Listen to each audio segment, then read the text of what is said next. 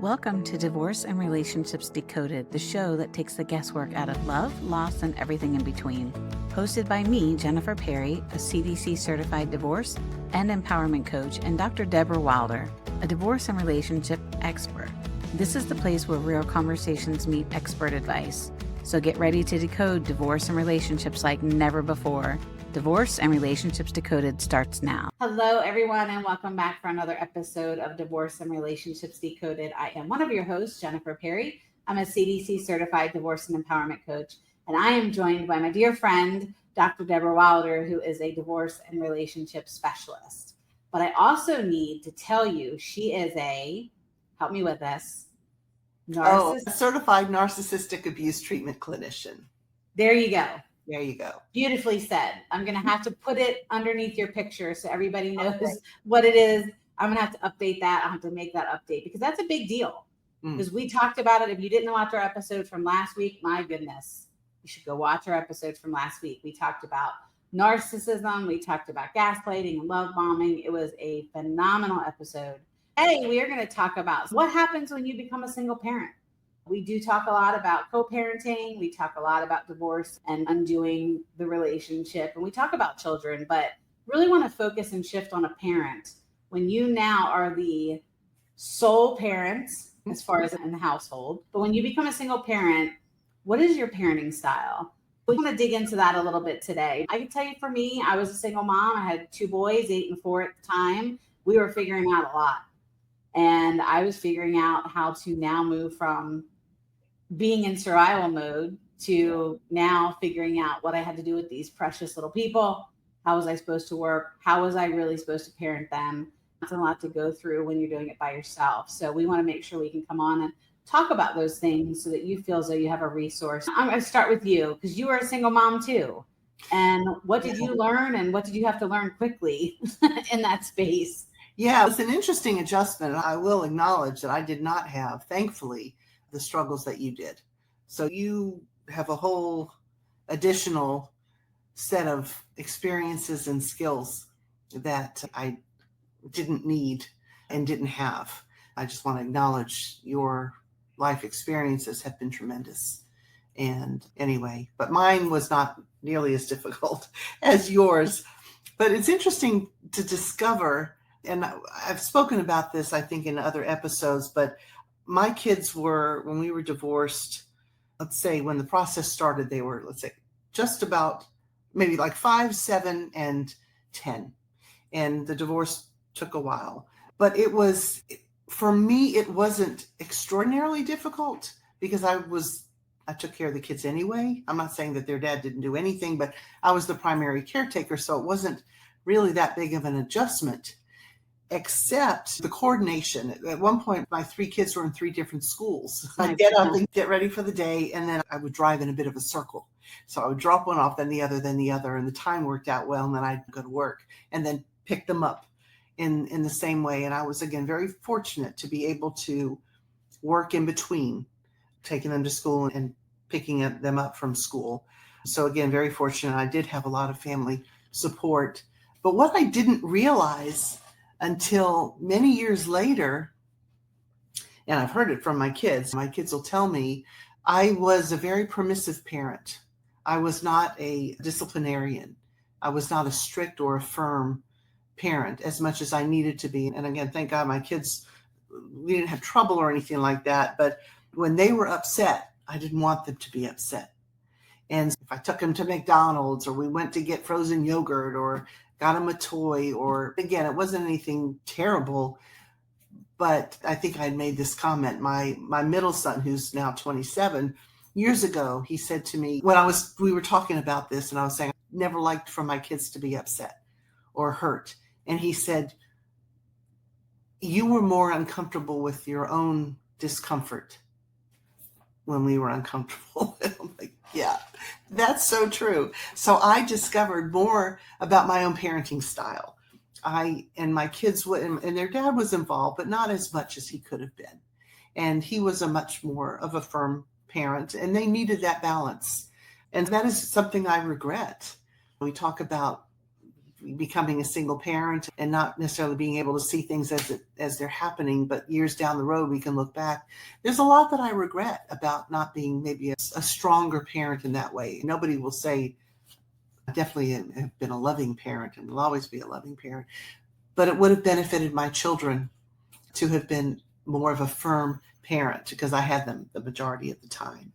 So that's just something, again, and I talk to people who are getting divorced now, when we talk about parenting, just to be aware of what your parenting style is so that you can maybe work on things. If I had the knowledge then that I have now, I would have worked differently at being more firm and not necessarily as permissive, or I would have let my kids feel uncomfortable maybe for longer periods of time, if that makes sense. It wasn't bad, but I would have worked on my own level of discomfort at their discomfort. I don't know if I'm making sense, but you're making sense. Did that come from a place of feeling guilty about the divorce? Did it come from that what you were going through and that just was amplified and spilled over into the kids? Was that just naturally at your point, was your state of mind to be permissive? Yeah, I don't think it was as much guilt with the divorce as much as I just didn't want my children to be unhappy. I didn't want them to be uncomfortable. And maybe there was some guilt with the collateral damage from the divorce. And it's not like they were horribly unhappy children. That's not it. It's just, it was my own discomfort with having my children sad at times or unhappy at times. I mean, again, thank God, they're happy kids, but certainly there were times when they were unhappy about something. So that was my own, and I never knew that about myself. When we were married, things were balanced, but I definitely leaned way more toward the loving and giving and soft parent versus the loving and firm and tougher parent. That is not my strength. And it's just not, even now with my kids in their 20s, it's just not my strength. But I didn't realize that until many years later. And it would have been a valuable lesson for me. It would have been a valuable lesson or more experiences with my kids to have seen that side of me. But that's just something I wouldn't have known. I don't think people often know until they're in a situation what their parenting style is. But it was a discovery. And when I do talk with parents, based on my own experiences and some feedback I've gotten from my own kids, I do talk with them about knowing what your parenting style is and maybe what you need to work on so that there may be more balance in that single parent home. And sometimes you have to be good cop, bad cop, or you have to be both. But knowing what our tendencies are is a really good place to start. So if there's somebody who's listening who is a single parent or is going to become a single parent, just think about that. Think about how your parenting style is going to affect your children. You don't want to be unavailable and so tough and firm that you're not loving, but there can be a balance much of the time. It is best for your children. But again, my situation was very different from yours. You were in survival mode and you had to, I'm not going to speak for you, but for you to come from what you did and the experiences that you had and literally start over free from the shackles, at least the physical shackles of being with your ex-husband, but now having to start fresh in this world by yourself. What was that like for you? I was permissive in the beginning because I felt like they had witnessed so much and they had been under such chaos that there was also a transition of when the chaos was removed, having quiet moments or making a decision for the kids to be able to watch television show or sit in the living room and eat. I remember us as a unit looking around like, okay, we're going to go watch TV. And they were like, really? My ex didn't want noise. We had to come out from that. It's almost like you've been brainwashed and you're put somewhere and then you come back into civilization and you're trying to make sense of what it is. It was like as a unit, we made decisions together, and it was very odd. My children had become my best friends because it was just the three of us that really were with each other all the time. I'm thankful, grateful that my ex-husband didn't go after our youngest at that time. But my oldest and I think shared a trauma bond about what had happened. So at first it was just coming out from underneath of this control and this level of uncertainty about everything, that it took us a little while to make decisions to do things. So there was a permissiveness for sure at the very beginning, because I had felt as a parent, they had experienced so much trauma. I remember just in my mind saying that, just let them breathe, let them be little. And you figure an 8-year-old and a 4-year-old, I was with this person for a decade. So their childhood was exposed to that control, chaos, abuse, violence. So they didn't really have a normal footing in life. There was some level of normalcy at the very beginning that was made available by grandparents or people that were allowed to interact with our circle. But I don't know how much of that shone through. Now, my oldest son is 34, and we've had conversations. He remembers a lot.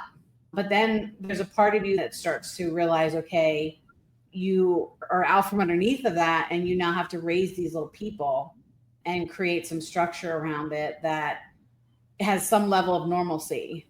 So trying to remember what it was like for me growing up, and letting him have friends and letting them be involved in going places and letting them make decisions, or having a little bit more say in some of the things that they did as they got older.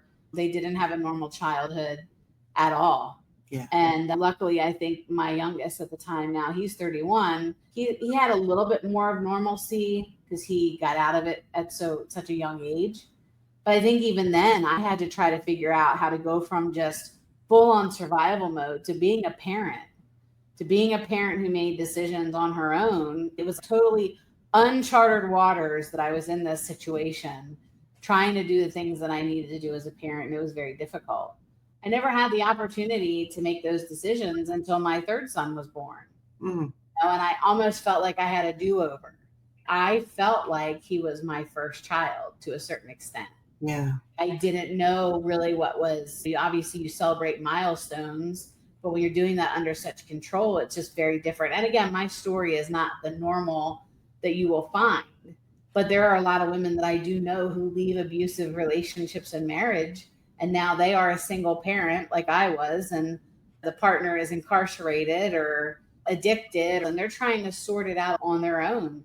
You have to figure out what works best for you and for your family, for your children, for what it is that you've got going on in your home. Are there definitive parenting styles that you see? Is there a categorization of parenting styles, just like they have like attachment styles? Yeah, I think there are 3 kinds. There's the permissive and the authoritarian, and I think authoritative. And I always get those two mixed up. But permissive is, of course, where you are more permissive. It's the softest form of parenting. And I think it's the authoritarian that is the boss. You will tell your children what to do, what to think, and you're the boss. And I think the authoritative is more not collaborative necessarily as much as it's a firm, gentle, but it's the healthiest form, I think, of parenting, because it's a mix of needing to be in charge, but not being obnoxiously in charge, and not being too soft. Yeah, I think there are 3 basic types of parenting. And again, I think many of us don't really think about it when we're in a relationship with 2 parents, because hopefully there's a balance. But sometimes even within a relationship, there are significant differences. I'm going to wait till your father gets home. I'm going to tell you, be disciplinarian, or don't tell your mom, blah, blah, blah, So some of these things are obvious within the relationship with both parents in the home. But there's often, I would say always, there's self-discovery after a divorce, whether it's parenting style or just stuff about us as individuals. There's a lot to discover, but the healthiest parenting style is a mix of the good cop, bad cop. sort of thing. But a lot of times we're in it and we don't really realize these things when we're just still in it. And I remember another thing that is a challenge is sometimes having to make a choice. So I'm one parent with 3 kids. And so my daughter had the most opportunities for extracurricular activities. And my middle son, or my first son, had opportunities. But my youngest son didn't necessarily have as far as time. I couldn't be, and that was a challenge. That was tough. I couldn't be 3 places at one time. I couldn't be 2 places at one time. And granted, I have a very supportive family, and thankfully they helped out a lot. But sometimes somebody couldn't have something or do something.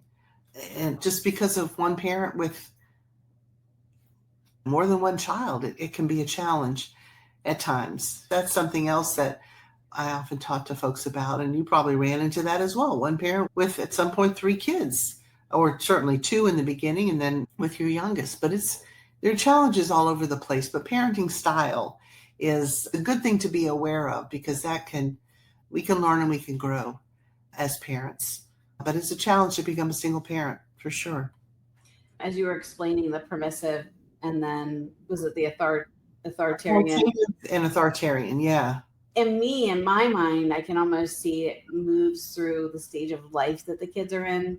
At least in my looking at it, I was, yes, probably more permissive in the front with my 2 younger boys, trying to sort it out and figure things out. So I was more permissive. We were trying to learn how to be a family together. But then once I got a little bit of a handle on it, I was very keenly aware to when boundaries were stretched, and I needed them to realize, hey, listen, like I was always consciously aware of how I came at the conversation. I never put my hands on my kids. I wasn't a spanker. I just wasn't. Just figured that they had so much of that or exposure to that, I just couldn't do it. That wasn't something that I could do. So I had to find other ways to make sure that I got my point across, whether it was timeouts, which how well do they work, taking things away, doing those things. And we have so many funny stories to share with that. But then as they got older and decisions that they were making and knowing how I felt about a decision, but also giving them a little bit of ownership in the decision. So it was almost like a collaboration. I'm very close to my sons, 2 of my sons, exceptionally close to, and we will be out someplace. And there are parents who just allow their kids to go and do and be everywhere. Yeah. And that makes me uncomfortable and nervous because I feel like I'm helping the parent because they're not watching their kids. Yeah. And my boys will be funny. And my youngest is 24, and then my other son is 31, and I'm 34. But my 2 are here, and they'll be like, we would have never gotten away with that. Like, we know. I could even still at this stage give them the look, and they know immediately how I feel about something. So I, in my mind, I'm looking at the parenting styles. I experienced all 3 of them. And I'm wondering if you think it's a progression. Now, they may flip back and forth between different parenting styles, but do you notice that through the stages of life, they go through each one of the parenting styles to a certain extent? I never thought of it that way. That's interesting. And I wonder, it may be that if you're a gentle parent, you start off gently first. Mm-hmm. And then after maybe the 2nd or 3rd time you've asked your child to do something, you get a little tougher. And by the 5th time, you're like chasing around the house trying to get. So it could be running over toys in the yard with a lawnmower. Oh, I told them. Oh yeah, I did that. like last call, final call. Oh, okay. That's so funny. Yep. No, that I didn't do. But I never thought about that. That's true. It could be a progression out of necessity as far as if they listen or not. And I will say too, you talk about manners. No, my children always had manners. I was very big on teaching them manners, and they're very well behaved, thankfully. But I will say, I used to not curse. Like we talked about this in an episode. We were not allowed to curse. I remember actually the first time I said damn out loud. I remember this. It was in 5th grade. I was in summer camp and I was on the bus. And I remember saying damn out loud for the very first time. And it was such an interesting feeling that We just didn't talk like that in my house. And I remember after I had kids, and I would hear different parents, friends say the F word in front of their kids. I'm like, I cannot believe they would say that word in front of their kids. Once my divorce started, that F word started coming out. That was like, yeah, I can see. And I don't really talk like that a whole lot, but that's a word that would come out as I was going through divorce. So forget those parents who used to say, yeah, I became one of those parents who that word would come out of my mouth. So yes, we do change. We change, we learn, we grow. But as parenting styles, again, I never thought of it that way, but it could be first choice is to be a softer parent. Then if that's not working so well, then you move to the next level. And if that's not working so well, you take it to DEFCON, whatever, Right. the lights going off and lay down the law.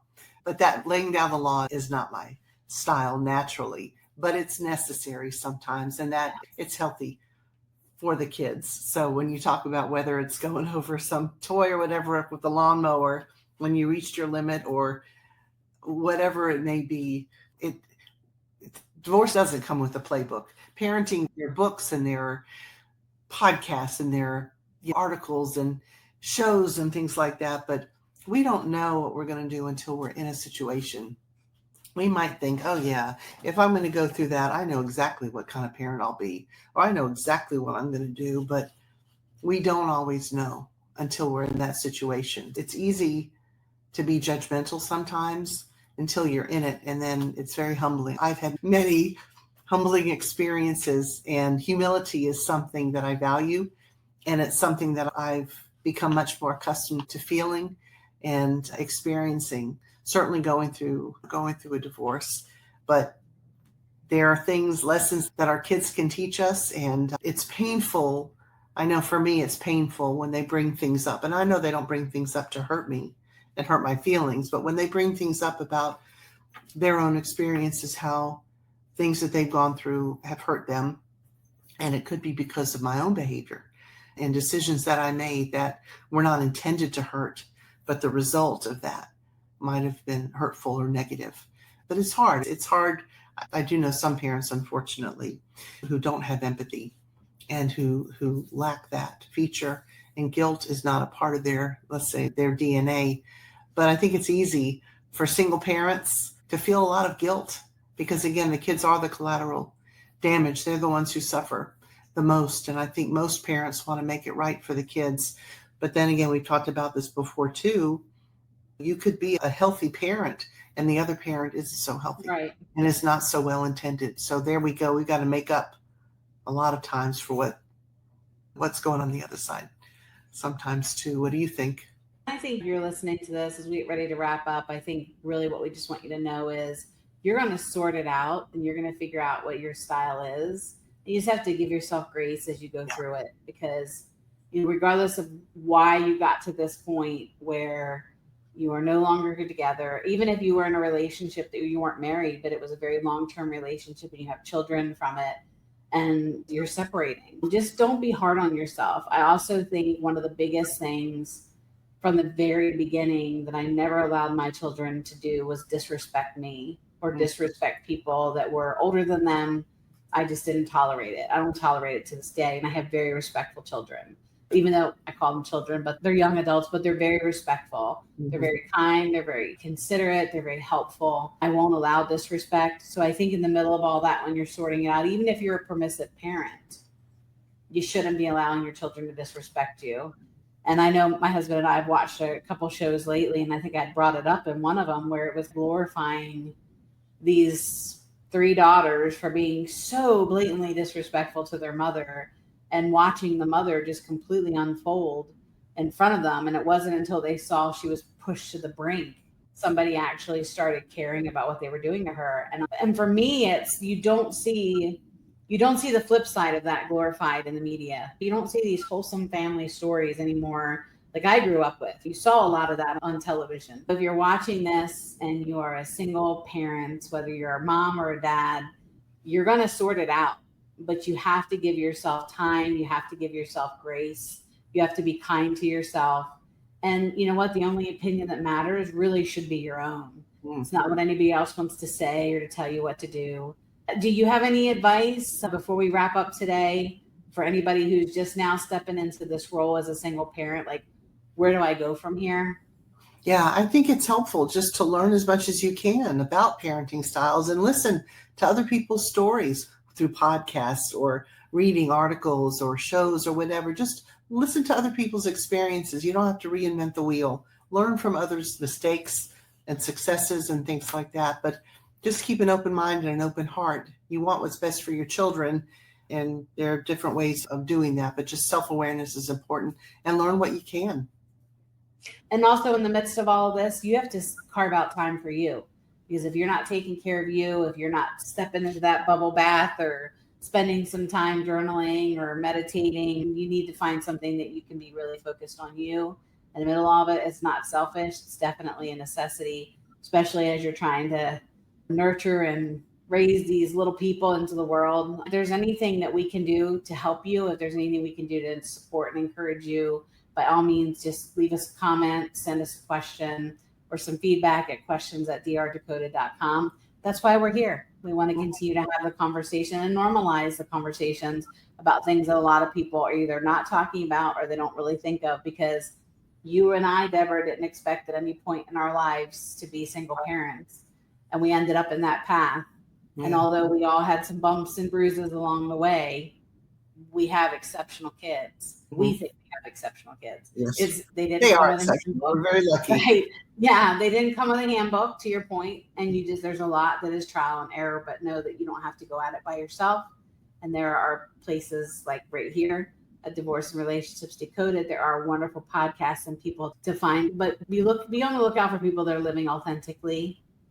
And in social media, it's hard to find that. So just be cautious, be kind to yourself, and make sure that you come back and that you hear the next episode that we're going to do, because we want to make sure we continue to hit on topics and normalize conversation. So thank you as always, my dear friend. I appreciate you and value your feedback and insight. Likewise, always.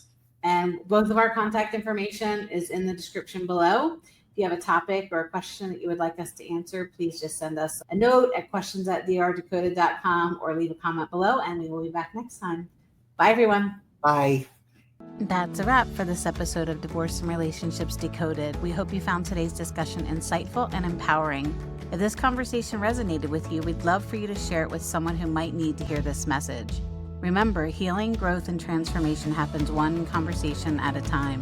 If you have a question, a story, or a topic you'd love for us to explore, we'd love to hear from you. Drop us a note at questions@drdecoded.com. Your thoughts and experiences are always welcome here.